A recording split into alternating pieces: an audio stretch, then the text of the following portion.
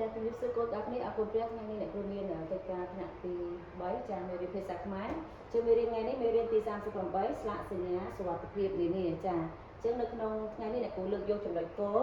ចាចំណុចគោលនៅក្នុងមេរៀនគឺយើងពីវិវិជ្ជាស័ព្ទនិងពាក្យចាផ្ដល់និងនិយាយចាអញ្ចឹងមានពីរពាក្យចាអញ្ចឹងអ្នកគ្រូសូមបញ្យល់ពាក្យទី1ផ្ដល់ចាអញ្ចឹងពាក្យវិវិជ្ជាស័ព្ទចាឬក៏យើងនិយាយថាពាក្យនៃដូចចានៃដូចគ្នាចាអញ្ចឹងផ្ដល់យើងអាចនិយាយមួយទៀតថាជូនចាជូនអញ្ចឹងជូនការដែលយើង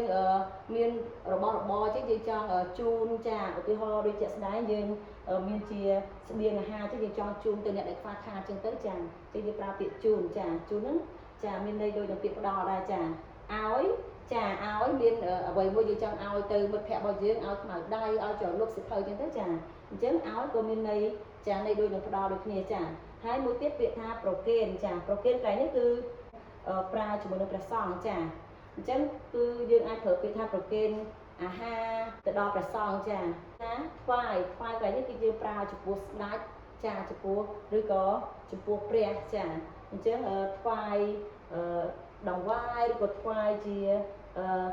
សម្ភារៈផ្សេងៗចឹងទៅចាយើងប្រើពាក្យថ្វាយនេះគឺយើងប្រើជាមួយនឹងពាក្យស្ដេចឬក៏ព្រះចា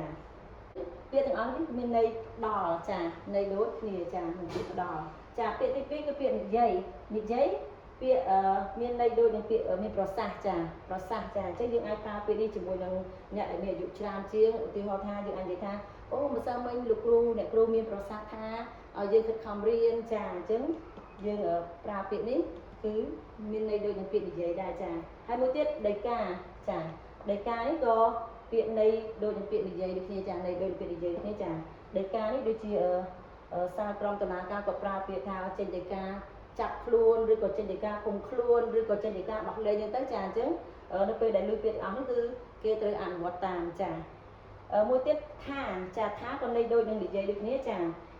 ហើយចុងក្រោយគឺព្រះបន្ទូលចាព្រះបន្ទូលគឺជាពាក្យរបស់ព្រះដែល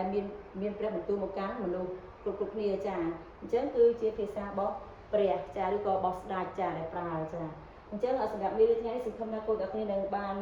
ទទួលបានពាក្យថ្មីបន្ថែមទៀតចាអរគុណច្រើនសូមព្រះទានពរជម្រាបលា